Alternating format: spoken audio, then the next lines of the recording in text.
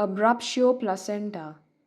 Definition: it is a form of antepartum hemorrhage where the bleeding occurs due to premature separation of normally situated placenta. Varieties of abruptio placenta: we have the revealed type, the concealed type, and the mixed type. The first one is the revealed type. Following placental separation, the blood insinuates downwards between the membranes and the decidua. Ultimately, the blood comes out of the cervical canal to be visible externally. This is the most common type of separation. So this is the revealed type and this is the concealed type. The second one is concealed type of abruptio placenta. Here, blood collects behind the separated placenta or it is collected in between the membranes and the decidua. The collected blood is prevented from coming out of the cervix by the presenting part which presses on the lower segment. At times, the blood may percolate into the amniotic sac after rupturing the membranes. And the third one is the mixed type. Some part of the blood collects inside, which is concealed, and a part is expelled, which is revealed out. Usually, one variety predominates over the other. Bleeding is almost always maternal, but placental may cause fetal bleeding. Pathogenesis of abruptio placenta. Premature placental separation is initiated by hemorrhage into the decidua basalis. Here, the collected blood hardly produces any morbid pathological changes in the placenta. However, depending on the severity, changes in spiral arteries lead to degeneration, infarction, and necrosis of the decidua basalis. Decidual hematoma may be self-limited and small. The entity is evident only after the expulsion of the placenta. Absence of rhythmic uterine contractions plays a significant role for the blood to remain concealed.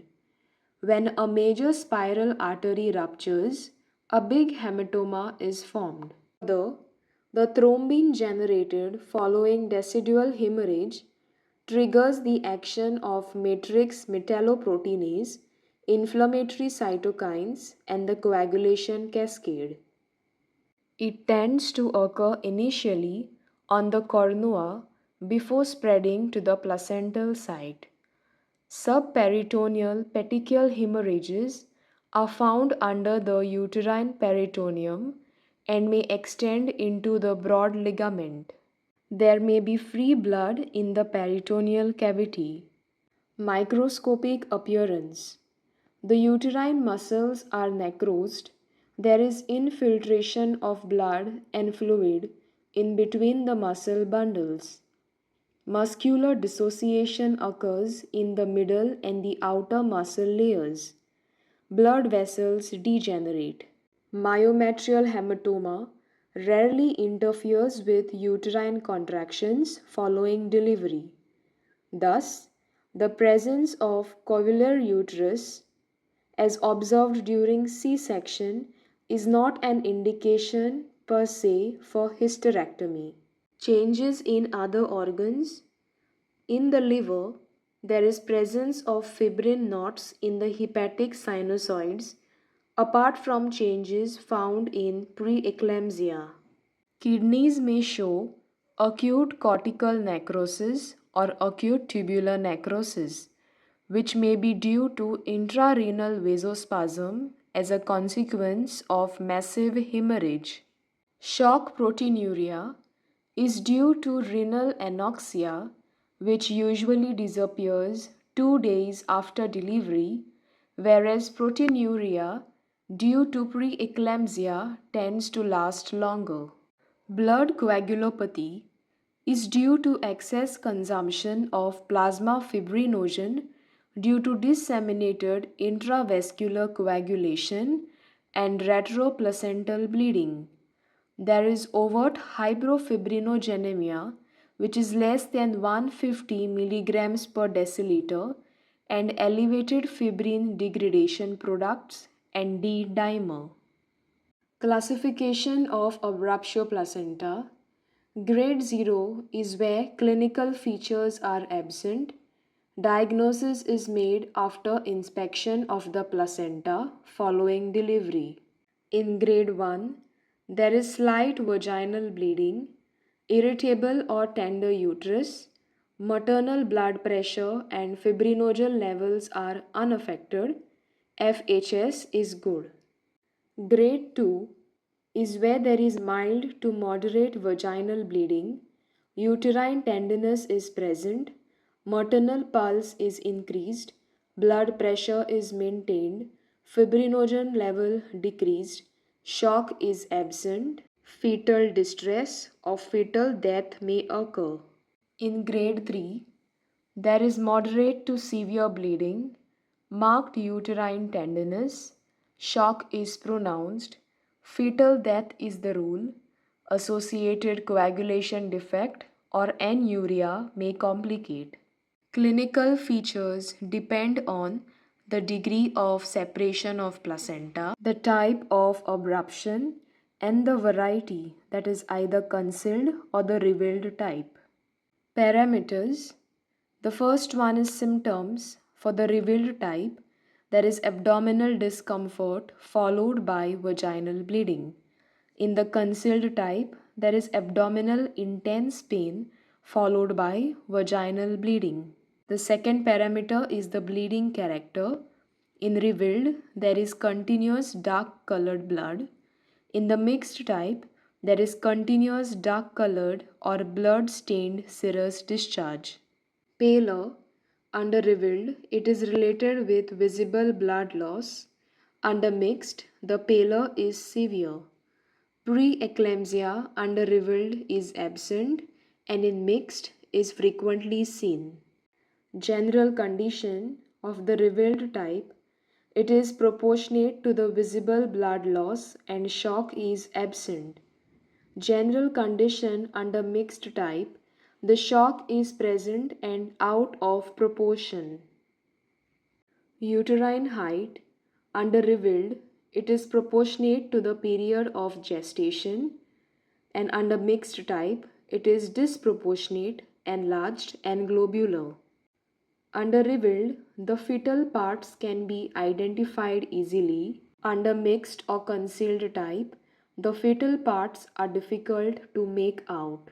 Other parameters include uterine fill. Under revealed, there is normal fill with localized tenderness and frequent contractions. Under mixed or concealed, there is tensed uterus which may be tender and rigid. The FSH levels in revealed are irregular, and in mixed or concealed they are usually absent and the fetus might be dead. Urine output under revealed is usually normal and under concealed is usually diminished. The other parameters under laboratory tests include blood, which is the hemoglobin percentage. There is low value proportion to blood loss in revealed type. It is out of proportion to the visible blood loss in the concealed type. Coagulation profile under revealed type usually remains unchanged. In the mixed or the concealed, there are variable changes. That is, the clotting time increases, fibrinogen level decreases, platelet count decreases, there is increase in FDP and D-dimer. Urine for protein under revealed may be absent and under concealed may usually be present. Prognosis of the mother and baby depends upon the clinical features. Bleeding in placental abruption is almost always maternal. Fetal bleeding is observed only with traumatic variety of placental abruption. Maternal morbidity varies from 2 to 8%. There is failure of lactation, also known as Sheehan syndrome, later on. Management of abruptio placenta is by preventing the known factors which are likely to cause placental separation, which include early detection of hypertension disorders of pregnancy. Needle puncture should be under ultrasound guidance.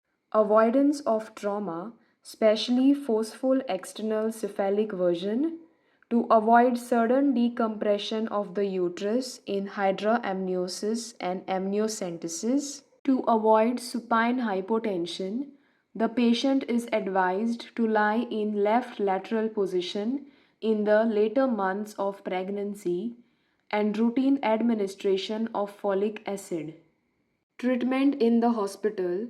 Assessment of the case is to be done, which includes detecting the amount of blood loss, maturity of the fetus, presence of any complications, type and grade of placental abruption.